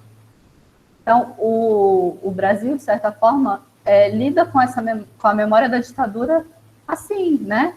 Então, eu acho que esse fator de não lidar com a memória, a gente não teve julgamento dos crimes, a gente teve a Comissão da Verdade recentemente, né, que trouxe algumas coisas à tona, mas ainda assim, a amplitude da população não teve acesso, a cobertura midiática foi muito pequena, né, da gente falar dos artigos, do que realmente foi descoberto. A gente não vê na mídia, na época da Comissão da Verdade, uma cobertura como existe de diversos, como houve, por exemplo, da Lava Jato. Não houve. Então, assim, essa forma de não lidar com essa memória, com certeza, tem implicação na manutenção desses mitos, ou no afloramento, né? Porque o mito, ele sempre esteve lá, da mesma forma que a cultura política conservadora do brasileiro sempre esteve lá. E em determinados momentos, ela encontra o terreno preparado, vamos dizer assim, propício para ser fertilizado. Então, eu acho que não tanto pela escola, porque a escola trata sobre a ditadura, né, pela minha experiência enquanto professora, mas não se amplia para toda a sociedade. Né? Depois que você cursou a escola, você terminou o ensino médio, você vai para uma faculdade, e aí você pode ir para qualquer área, não se fala mais. Aí na televisão que você assiste, não se fala mais. Na internet, quando se fala, é para nichos muito específicos, né? Porque na internet, diferente da televisão aberta, você pode escolher o que você vê, o que você lê, o que você assiste. Então, assim, eu acho que a falta de cobertura midiática, a falta de programas de governo, a falta, por exemplo, de museus, eu acho que isso faz com que, de certa forma, resulte nessa manutenção desses mitos, né, dos militares como salvadores, ou dessa conspiração comunista, que eu acho que é o que é mais presente no imaginário brasileiro. Até hoje a gente tem medo de comunista. E a gente nunca teve no Brasil um governo comunista. É um fato. Inclusive, a própria ideia do comunismo é um mito, né? Que foi construído de forma muito clara e está aí hoje. Eu até falei um pouco sobre isso na aula, né? Quando a gente vai analisar o período histórico, em 2030, quando surgiu o fascismo e o nazismo, existia comunismo, inclusive no momento de epopeia, né? Os trabalhadores tomaram o poder na União Soviética, na Rússia. Beleza. Na década de 60, está no meio de uma Guerra Fria, ok, né? O comunismo está ali de forma presente, não só no imaginário, como na realidade do momento. Hoje é uma fantasia, que é mobilizado com um propósito de um projeto político, né? Mas, enfim, isso aí daria uma outra discussão enorme também. Temos outras perguntas aqui que eu vou falar, senão começou o pessoal a destravar, né? Aí a coisa vai andando. O seu José Miranda, também conhecido como meu pai, né? Que você conhece bem. Ele perguntou qual o governo da ditadura foi o mais repressivo. Isso é uma pergunta complicada, mas vai lá. Daqui a pouco você fala. O André agradeceu a sua resposta, né, seu comentário, mas falou que é isso mesmo. O Gabriel fez uma pergunta muito importante, que inclusive eu tenho um pouco trecho, que eu tenho pesquisado no momento, né? Ele pergunta, Gabriel Juvino pergunta, tem ligação o surgimento de influenciadores digitais conservadores e de direita, como o Brasil Paralelo, para a propagação do mito da ditadura militar? É passar uma ideia de uma contra-revolução comunista? É a pergunta dele. Tem mais perguntas aqui. O André, né, faz um comentário bem legal. Aí ele fala, essa questão salarial é a questão chave, principalmente porque a revista que você pesquisou acredita ser organizada principalmente por militares de reserva. Isso eu falo com propriedade, né, o André como militar. Esses senhores nunca reclamaram quando estavam na ativa. Isso por causa dos extra salários de missões e cargos de comando. Aí quando vão para a reserva, perdem grandes valores financeiros e começam a reclamar. São belos hipócritas, de fato, né, André? E a Rebeca faz uma pergunta aqui, né? Andriele, na sua perspectiva, você acredita que nas próximas eleições, após o governo Bolsonaro, teremos um governo mais ou menos conservador? Mais ou menos conservador? Qual o futuro político que você vê para o nosso país? Bom, como eu sempre costumo falar que historiadores como astrólogos são ótimos historiadores, né? Porque a nossa presidência é furada. Mas boa sorte aí nas suas respostas. Foram 3 perguntas, não é isso? Só repetindo, a da André. Repete a primeira para mim, por favor. Tá, a primeira é a do meu pai, né? Qual foi o governo da ditadura mais repressivo? A do Gabriel sobre o aumento dos influenciadores digitais conservadores, né? Se isso colaborou para a propagação do mito da ditadura, né? Se você vê como uma ideia de contra-revolução comunista. E a última, a da Rebeca, né? Que é essa questão se nosso futuro é mais ou menos conservador. Então, a respeito do governo da ditadura militar, onde houve mais repressão política, né? O grande citado, vamos dizer assim, é o Médici, porque, né, foi no governo Médici que a gente teve a instituição do ato institucional número 5, que é o que tira um monte de liberdades políticas, principalmente. Mas a gente teve repressão política em todo o período da ditadura, né? E aí o período do governo Médici, ele acaba...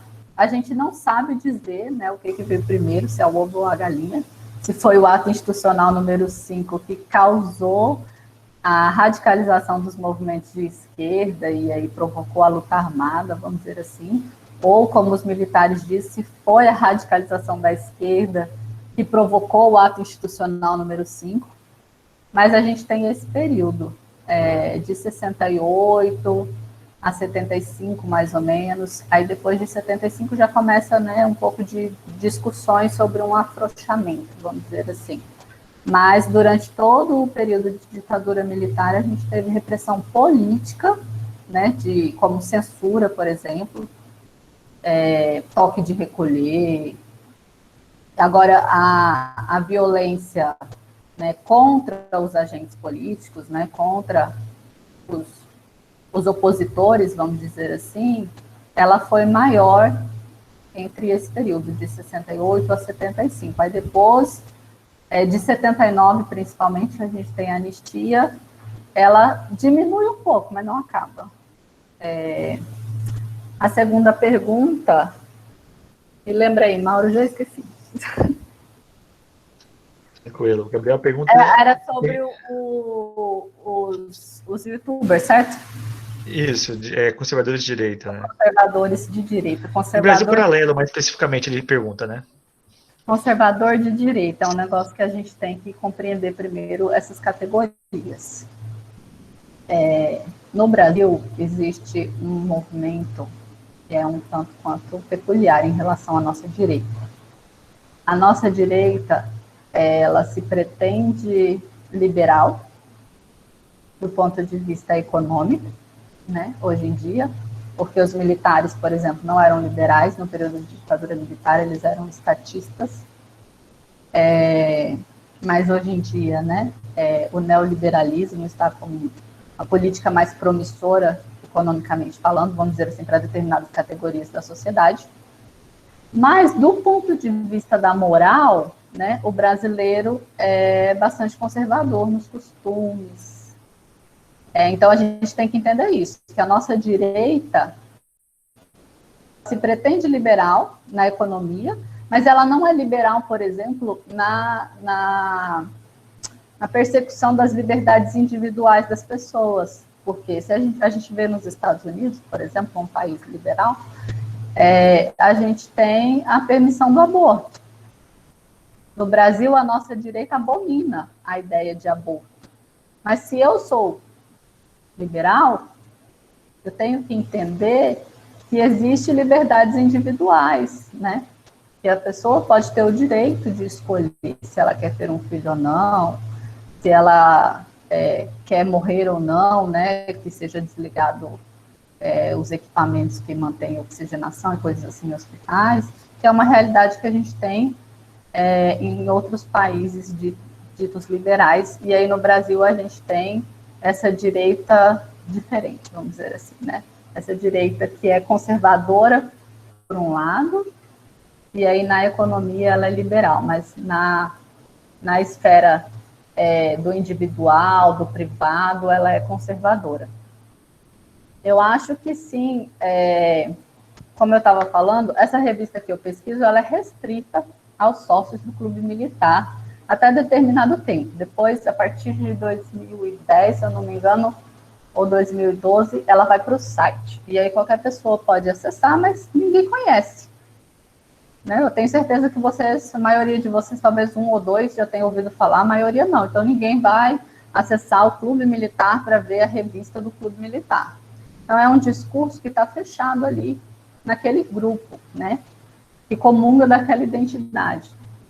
Quando a gente começa a perceber na esfera da internet que alcança uma massa maior esses discursos,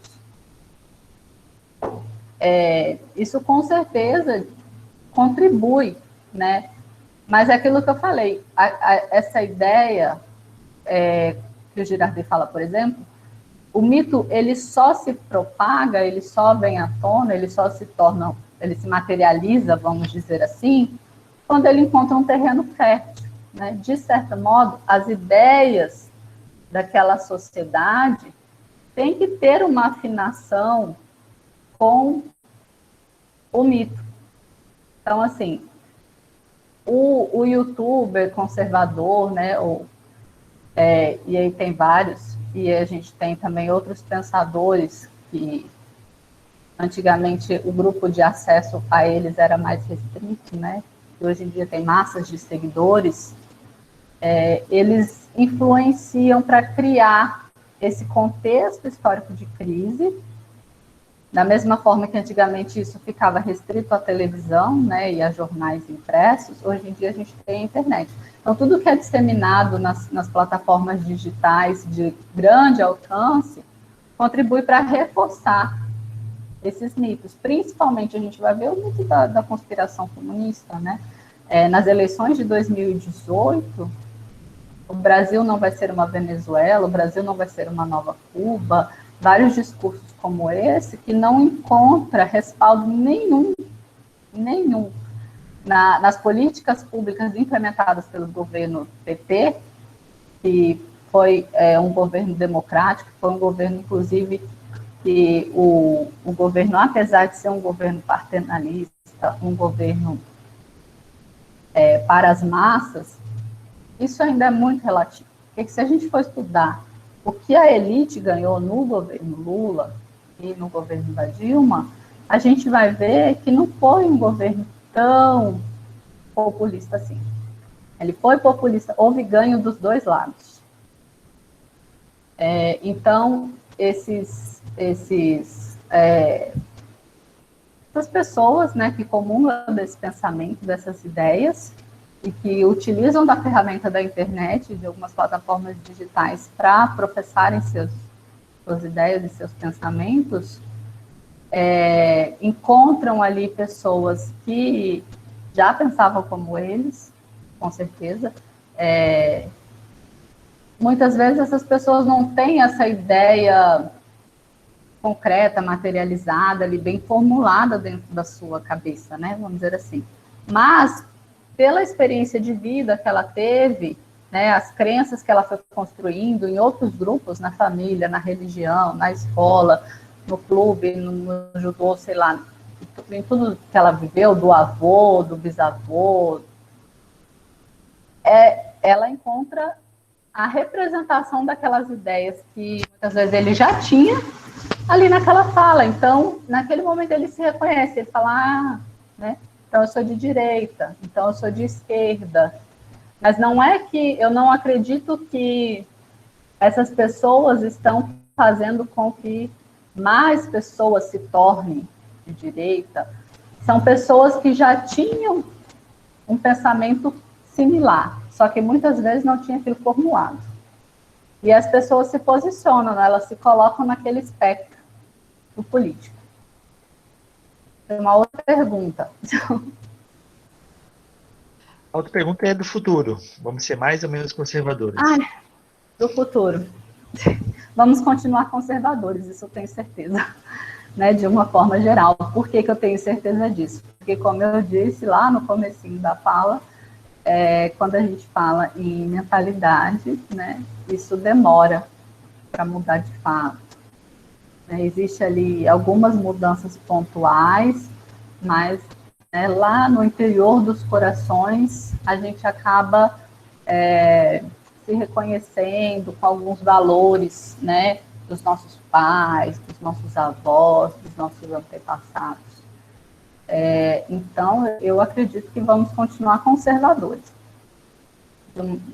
Falando assim, né, da grande maioria, não sei dizer se é uma maioria, eu acredito que sim, porque mesmo algumas pessoas que pertencem a determinadas minorias no Brasil, e aí a gente entende a defesa dos direitos dessas minorias como progressismo na política, né, que se oporia ao conservadorismo, elas se manifestam de forma conservadora em outros aspectos da vida.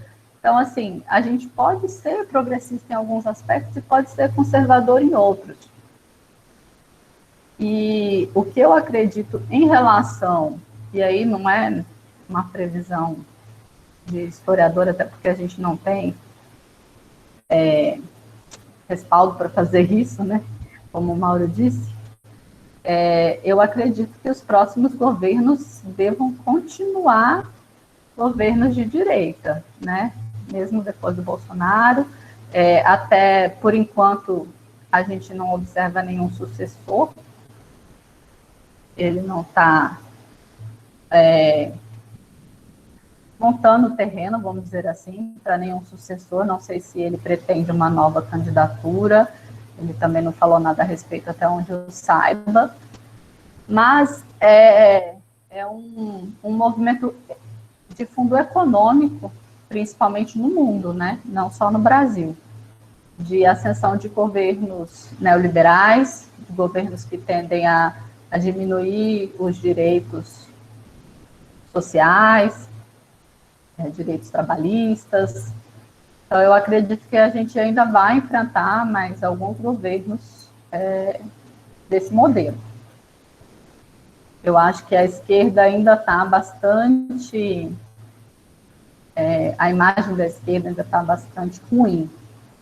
Mesmo o Bolsonaro perdendo um pouco de credibilidade, né? Eu ainda não vejo um presidente, ou mesmo assumindo os cargos do executivo, muitos políticos de esquerda, sobretudo do PT, que era o que mais tinha força, né, para ocupar esses cargos. É isso. Maravilha. Assim, só para em cima um pouco da pergunta do, acho que Gabriel, né? Eu vou falar um pouquinho porque é um pouco do que eu tenho pesquisado sobre o Brasil Paralelo, alguns projetos, inclusive a pergunta da Rebeca, a Rebeca faz parte de um dos projetos que eu estou desenvolvendo. Talvez uma coisa que a gente tem que pensar, né, é que justamente o Brasil Paralelo, esses montes de outros sites também, não é só esse, né? Talvez ele seja, vamos lá, dentro da perspectiva de uma história pública bastante revisionista, isso é bastante antigo já.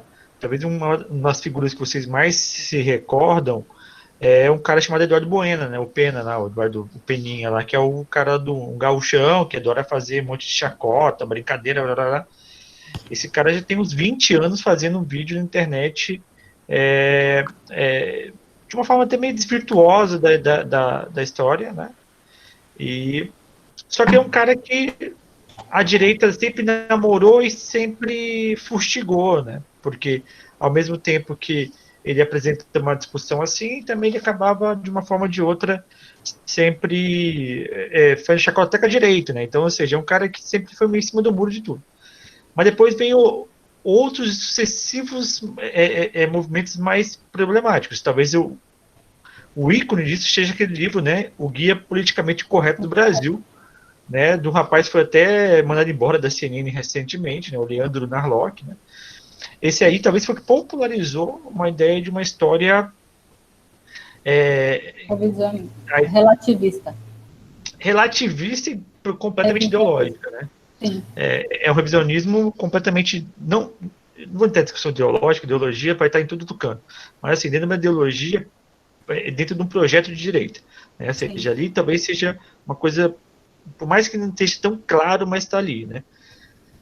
Então talvez o Brasil Paralelo seja, vamos colocar assim, justamente a consolidação desse questionamento que já vinha de forma fragmentada. Eles conseguiram organizar um canal, o padrinho do canal, vamos lembrar muito bem, é o Olavo de Carvalho, que é o guru da direita brasileira, da extrema direita brasileira, vamos colocar assim. Eles vão buscar, a base que eles vão construir em termos de história é uma base monárquica, tá? Então eles são repletos de monarquistas ali dentro. Então, assim, eu tenho que pensar. Então, até concordando mais com você, André, assim, talvez seja nesse momento que a gente tem que tomar um certo cuidado, e por isso eu estou tentando trazer essa discussão para a sala de aula, porque antes as pessoas falavam isso de uma forma meio aleatória. Hoje elas vão falar assim, olha, eu li no Guia Politicamente Correto. Tem esse vídeo aqui, um monte de historiador. E toda a construção até da figuração deles, né? Então, da biblioteca, aparece lá, professor de história, aparece lá, nada, né? Ou seja, não tem menor embasamento. Nada. Mas as pessoas olham assim, nossa, isso aqui é sério, olha que vídeo bem produzido. É meio charlatão, mas enfim, as pessoas veem aquela produção, assim, sabe? Pessoas, os velhinhos falando, aí você vai olhar quem está falando lá. A maior parte que nós vimos até agora, se as meninas quiserem comentar alguma coisa, a Rebeca, eu acho que está aqui, a Yasmin, a Tainá, faz parte do projeto, o Bruno também, que faz parte do projeto, estão aqui. Homens brancos de mais de 30 anos. Não tem negro, não tem mulher. Eu não vi até agora uma mulher falando sobre nenhum dos vídeos do Brasil Paralelo. Então, ou seja, você percebe, então, dentro dessa própria construção de representação, o projeto deles, né? Então, e isso legitima. A pessoa, olha aí, olha o senhorzinho velhinho branquinho falando. É um pouco do mito que você falou, né? O senhor velho, idoso, que vai saber que vai ter uma certa fala, né? Que o Olavo de Carvalho consegue mobilizar um pouco por isso, né? Por falar fácil, mas por falar nada ou coisa nenhuma, né? Ele fala nada, coisa nenhuma, no final solta palavrão. Pronto, o brasileiro acha que isso aí é intelectualismo, né? Então, eu acho que isso acaba mobilizando, sim, né? Exatamente, né, Rebeca, que boa parte deles comentam são da própria família real, né? O Dom Bertrand vive lá dando as suas palhinhas nesse movimento.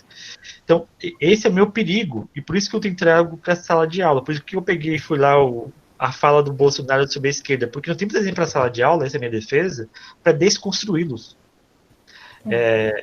Até eu tenho falado bastante, nós temos que desconstruí-los, porque essa juventude aqui é que vai lá na frente pensar historicamente.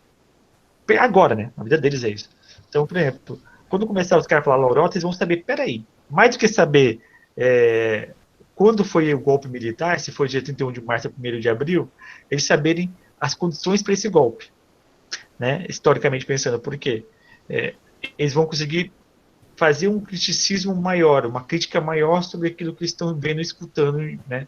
Porque hoje, isso é podcast, isso é Brasil Paralelo, é livros, né?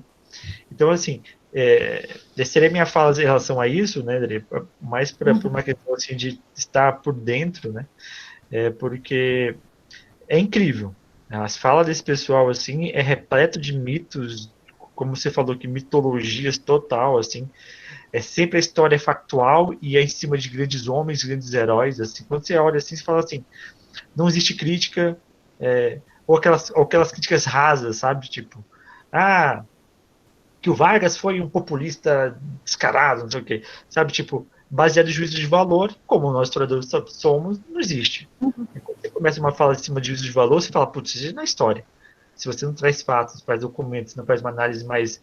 igual a gente falou aqui, que a gente falou no começo, nós fizemos uma discussão bastante crítica e temos por que personificou o império, o mito em cima do imperador, e na época militar não. Isso é teoria, metodologia, isso é prática, isso é pesquisa histórica. A gente está falando de uma forma muito clara, né?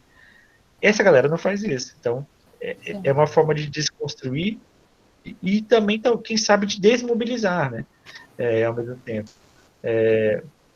Hoje nós vivemos uma disputa de narrativa. A disputa de narrativa que você está mencionando, que você fez um projeto belíssimo, que eu gosto bastante do seu trabalho, você sabe disso, ela venceu. Né? Tanto ela venceu, está no poder hoje. O nosso presidente, como você disse muito bem, ele é a síntese dessa discussão, dessa memória, dessa mitologia política da ditadura militar. Ele é o cara que durante 30 anos falou sozinho. 30 não, né? Mas durante um bom tempo falou sozinho no plenário. Né? E hoje ele tem uma massa de pessoas que, ironicamente, eu chamo o quê? De mito. Então é isso, assim, eu acho que a gente tem que tomar certos cuidados. Eu acho que a sua fala de hoje da Carolina, semana passada, deixa muito claro isso, como a gente nós precisamos ter cuidados até com nossas falas e com nossos posicionamentos. Não é que a gente tem que se posicionar, tem que se posicionar, mas a gente tem que colocar muito claro que nós não estamos aqui fazendo juízo de valor, nós estamos fazendo ciência, né? Nós temos historiadores, nós temos lugar de fala, nós temos legitimação daquilo que nós falamos porque nós pesquisamos, né? O Clóvis de Barros, aquele filósofo da USP, fala sempre que a primeira potência que você tem que atingir para estudar é desculpa falar o termo, gente, da bunda, sentar a bunda numa cadeira e estudar, né? Isso não é todo mundo que faz. E isso é muito importante, né? Mas, André, muito obrigado, foi muito bom o papo, pessoal, muita gente elogiando muito aqui. Eu já me perdi nos... Oi. Posso só complementar um pouco? Claro, Só falo. Eu entendo quando você fala, né, de toda a roupagem que eles colocam de que é historiografia, né? A revista também faz a mesma coisa. Eles vão colocando em ordem cronológica, citando acontecimentos, e em momento nenhum se mostra documento. É diferente do que nós historiadores fazemos. E eu concordo também que essas páginas e o próprio livro do Narlock, de certa forma, né, atua ali na parcela da sociedade. Mas quando a gente pensa no mito, e aí a gente tem que entender ele, né, enquanto uma manifestação do inconsciente, enquanto uma crença, como quando você falou, por exemplo, os militares acreditam de verdade nisso. Eles acreditam do fundo do coração deles que eles foram salvadores do Brasil. Existia uma revolução comunista que ia acontecer a qualquer momento. Eles acreditam. Então, por isso que eu falo que, assim, a pessoa que comunga dessa crença, desse mito, né, mesmo que sem uma formulação, é lógico que ele vai encontrar nessas pessoas a formulação que ele precisa. Mas a gente vê que mesmo sem roupagem científica nenhuma, esse grupo de pessoas acredita em fake news, as mais esdrúxulas possíveis.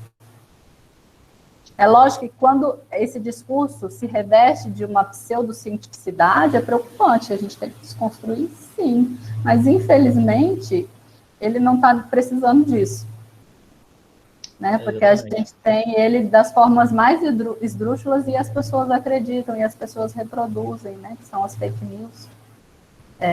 Então, por isso a minha fala, né, de quando a pessoa tem uma predisposição para esse ideário político, né, ela vai encontrar ali uma referência formulada de como ela já tinha uma tendência para pensar, né, por causa de toda a construção ideológica que ela teve na vida. Mas, realmente, aí ela vai encontrar ali uma referência para falar, mas fulano diz isso, né? Fulano que é filósofo e não é filósofo. Exatamente. É astrólogo, né? Astrólogo. Inclusive, o Lázaro Passares, ele escreve para a revista do Clube Militar, tem alguns artigos dele lá. Aí, ó. Aí, mais uma pessoa que a gente tem que tentar entender por que está ali dentro hoje, com tanta influência dentro desse governo. E não é de hoje. E aí a gente tem que pensar também que essas pessoas e esse pensamento, né, eles tentam a todo momento descredibilizar o conhecimento cientificamente construído, e as universidades, e os pensadores das ciências humanas, e até das físicas, né, porque até a Terra é plana. Até a Terra é plana e a cloroquina salva. Tem que deixar muito claro. Então, exato, assim, eu acho que temos que ter esse cuidado, né? Que eles estão tentando criar roupagens, criar discursos que justifiquem e legitimem aquilo que eles já, como você disse, têm predisposição de acreditar e que boa parte da população também. Então eles falam, olha, antes eles viravam piada, hoje eles estão falando, toma, aqui, ó, tá no livro do fulano de tal, tá no, olha só, o Olavo de Carvalho disse, né? Olavo de Carvalho. Exatamente. Então, ou seja, você tem toda essa questão de tentativa de legitimar, isso é um problema e é um risco, né? Que não é fenômeno brasileiro, é mundial, né? Que fica muito claro, isso é uma questão muito, muito, muito clara, né? Mas é isso, gente, já estamos aqui há quase 2 horas, eu acho que está na hora de a gente caçar o que comer e ir para nossas camas, porque está muito cansado. Adriane, muito obrigado pelo papo, foi muito bom, foi muito Obrigada a você. positivo e propositivo, acho que a galera também, toda aqui participando, tá tendo até uma discussão aqui sobre as questões do Brasil Paralelo ali, eu me perdi já, gente, foi muitas falas já ali, me perdi, mas bem legal. Obrigado mesmo. Só um aviso para o pessoal, o professor Helder Vale, né, que ia dar palestra para a gente lá atrás sobre o Getúlio Vargas, sobre o período Vargas, né, o fascismo de Vargas. Ele tinha desmarcado, mas ele confirmou para a semana que vem, tá? Então, semana que vem, nossa última live, nossa 10ª live, com o professor Helder Vale, todos estão convidados, você também está convidado, André, para escutar com a gente lá, o Helder, que é o colega nosso da Federal de Alagoas, tá? Gente, obrigado, André, muito obrigado mais uma vez pela presença, pelo carinho, né? E até a próxima. Valeu. Até mais, gente. Muito obrigada a todos por ficarem. Boa noite, gente. Boa noite. Tchau, tchau.